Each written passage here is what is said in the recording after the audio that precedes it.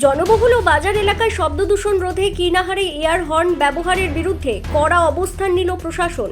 Air horn সম্পূর্ণভাবে নিষিদ্ধ ঘোষণা করা হয়েছে বলে প্রচারে নামলেন কীর্ণাহার ব্যবসায়ী সমিতির সদস্যরা। বৃহস্পতিবার ব্যবসায়ী সমিতির উদ্যোগে কীর্ণাহার বাজার এলাকায় সচেতনতামূলক প্রচার কর্মসূচি অনুষ্ঠিত হয়। হাতে ব্যানার নিয়ে ব্যবসায়ী ও স্থানীয় বাসিন্দারা রাস্তায় নেমে সাধারণ মানুষ এবং যানবাহন চালকদের এয়ার হর্ন ব্যবহার না করার আহ্বান জানান। তবে এই উদ্যোগকে স্বাগত জানালেও রাস্তা দখলমুক্ত করার দাবি তুলেছেন যানবাহন চালকরা।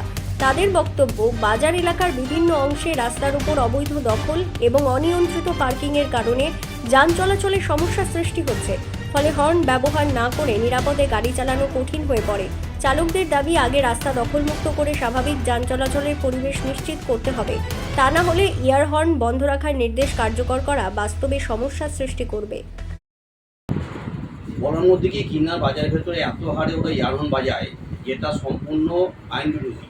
আমাদের ব্যবসা সমিতিকে একান্ত অনুরোধ দিকে যে আপনারা বাজারের মধ্যে ইয়ারহর্ন বাজাবেন না।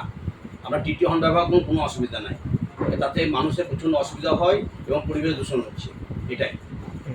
ড্রাইভাররা তারা বলছেন যে রাস্তা ক্লিয়ার করতে হবে এবং রাস্তায় যে সমস্ত সবজি ব্যবসায়ীরা বসছে তাদেরকে অন্যত্র যদি সরানো যায়, তার ফলে যান চলাচলের সুবিধা হবে। আমাদের কোনো অসুবিধা নাই, আমরা কখনো করি না রাস্তার মধ্যে বসতে। আমরাও চাই রাস্তার দুপাশ অবশ্যই পরিষ্কার থাক, তাতে যাতায়াত করতে মানুষের সুবিধা হবে এবং ট্রাফিক নিয়ন্ত্রণও সুবিধা হবে। এটা কি প্রশাসন আর ব্যবসায়ী সমিতির যৌথ উদ্যোগে হচ্ছে? হ্যাঁ, প্রশাসন যত সহযোগিতা করেছে আমরাও তার সঙ্গে আছি। পরবর্তীকালে আবার প্রয়োজন হলে আমরা আবার রাস্তায় নাম।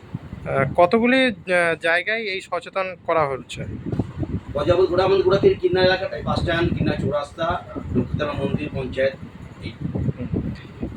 এর পাশাপাশি আজকে কিন্নাহার এলাকার বিভিন্ন সমস্যা নিয়ে পঞ্চায়েতে আসতেও দেখা যায় আপনাদের।